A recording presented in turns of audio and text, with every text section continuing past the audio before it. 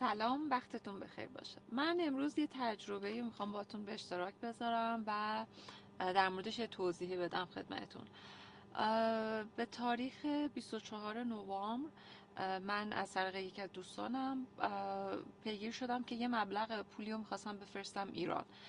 یعنی به قولی دنبال یه صرافی مطمئن میگشتم که یه صرافی به من معرفی کردم به اسم ونکس گروپ یا ونکس اکسچنج مانی، همچین چیزی بودش و اینا شماره تماسش رو دادن و حالا بگذاریم دیگه. من با این دوستان تماس گرفتم و گفتن که به من نرخ دادن، قیمت دلار رو دادن و گفتن طی 7 روز کاری ایران پول معادل ریالی که از من اون زمان خریدن و همون روز با من، یعنی نرخ و بستن و برای من واریز میکنن.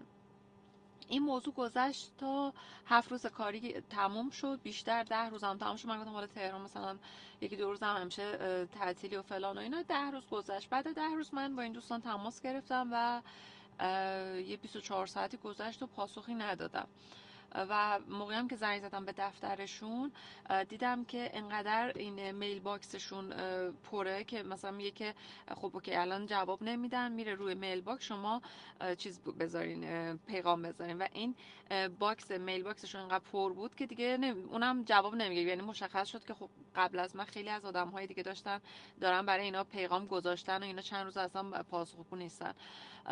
و خلاصه من یه متنی برای این دوستان فرستادم و توی متن نوشتم که 24 ساعت بهتون مهلت میدم که به پاسخگو باشیم و بگین که مثلا پولو چیکار کردیم، پولو میدین نمیدین، برمیگردونین، ریالش رو میدین، به چه صورت هستش، وگرنه که اگر پاسخگو نباشه من پیگیری قانونی میکنم. وقتی که این پیغامو دیدم متوجه شدن که من دارن یه روال قانونی رو باشون طی میکنن، دیگه اونجا جواب دادن. یه متن بلند بالا برای من فرستادن که من آقای فلان، حالا من الان اسمشون یادم نیست ولی حتما منشن اون پای می نویسم تو کپشن اسمشونو، که با شریک هم به مشکل خوردیم و پرونده توی دادگاه داشتیم و به شما قول میدیم که تا قول که نه مثلا ولی متعهد هستیم که تا فوریه به شما پولو میدیم.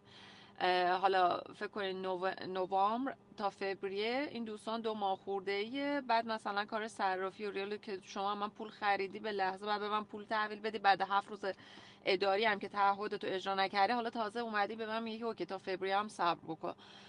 که بعد وقتی که من اینو خوندم گفتم که نه شما باید پولو ریفاند کنید. نه که برگشتن گفتن که نه ما ریفاند نمی‌کنیم، بر نمیگردیم، پس نمیدیم. گفتم مثلا این جمله بر نمیگردونیم تو خود کانادا اصلا مشکل داره. شما تو امریکای شمالی و کانادا اصلا نمیتونی بگی که خدماتی چیزی نمیتونی برگردوندن، بر نمیگردونم مثلا نداری، چه برسه به اینکه تو که اصلا تعهدی هم اجرا نکردی، خدماتی هم اصلا ندادی، فقط پول گرفتی، پولم تازه خیلی راحت برمیگردم میگه من نمیدم.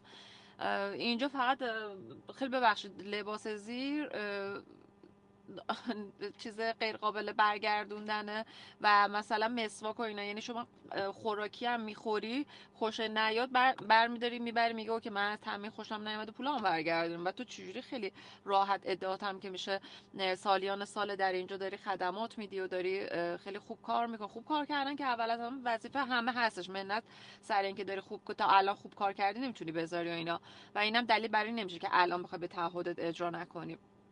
حالا خلاصه که این از این موضوع. و حالا چرا من اومدم این ویدیو رو گرفتم که این موضوع رو با شما مطرح بکنم و به ایرانی هایی که حالا حداقل توی ونکوور تو بریتیش کلمبیا هستن یا خیلی اصلا استانهای دیگه هستن و دنبال من خودم به یه مشکل خوردم که مجبور شدم با این دوستان کار کنم، وگرنه قبل از این اسمم نمیبرم، با صرافی دیگه کار میکردم، خیلی هم به دقیقه به زمان برای من این کار اجرا میکردم. ولی من چون که من ونکوور نبودم و این مسافت مشکل داشت و نمیتونستم حضوری برم پیش اون دوستان، مجبور شدم که با این دوستان کار بکنم و که حالا به این صورت شد. ولی خب یه موضوع دیگه که هستش این که من امروز صبح متوجه شدم که این آدمی که برمیگرده میگه من به مشکل خوردم به من مهلت بدین و من مشکلمو حل میکنم و نمیدونم وکلای شرکت به شما زنگ میزنن و که والا الان چند روز گذشته کسی به ما زنگی هم نزده، زنگارم که اصلا جواب نمیدن، فقط روی واتساپ یه مسیج چیزی به ما جواب میدن.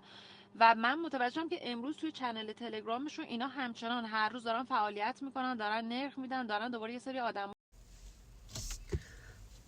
خب داشتم میگفتم بعد آره امروز صبح من متوجه شدم که این دوستان همچنان دارن به فعالیت خودشون ادامه میدن و به مردم اعلام نمیکنن که حالا به قول خودشون به مشکل خوردن و نمیتونن تعهدشون رو انجام بدن.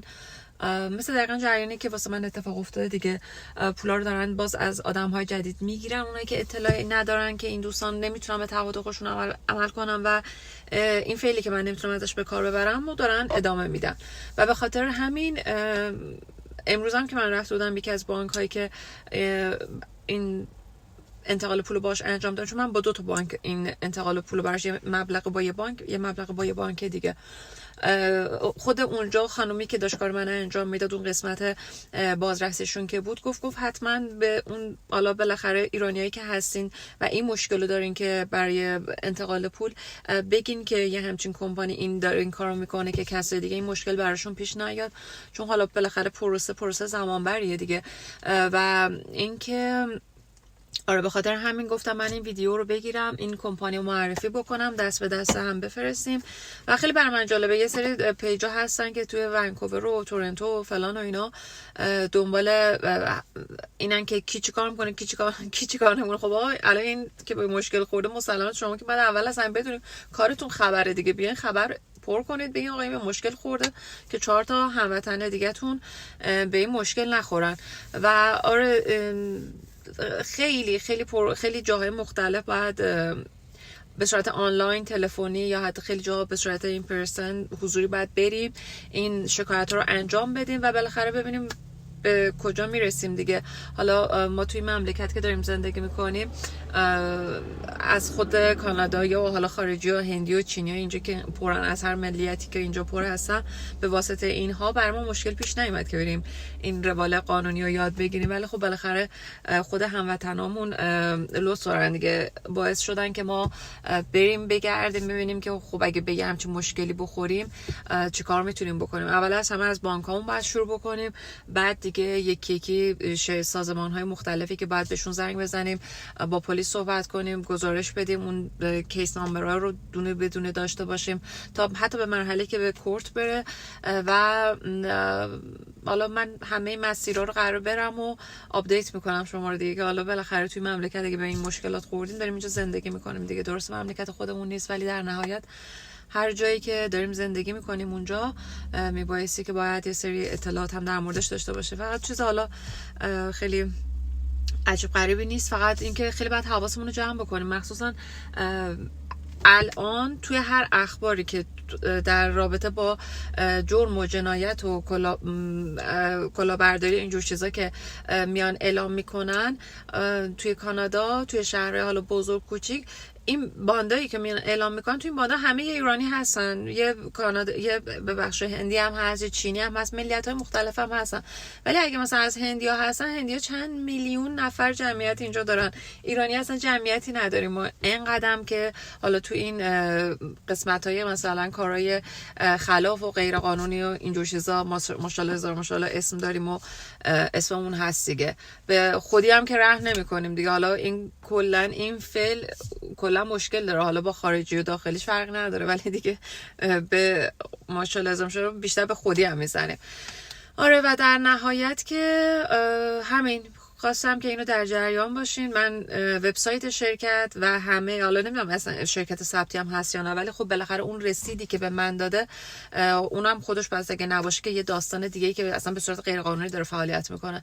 من اسم شرکت رو این پایین میذارم که در جریان باشین و خیلی دیگه باید حواسمون جمع باشه. خیلی خیلی خیلی شرایط بدی الان برای اینکه تمام بیزینس‌هایی که داریم میبینیم دارن کار میکنن، به لحظه ممکنه دیگه نتونن به تعهداتشون عمل کنم و چیز عجیب غریبی هم نیست. خب خلاصه دیگه حالا بریم ببینیم چی میشه. مرسی از وقتتون.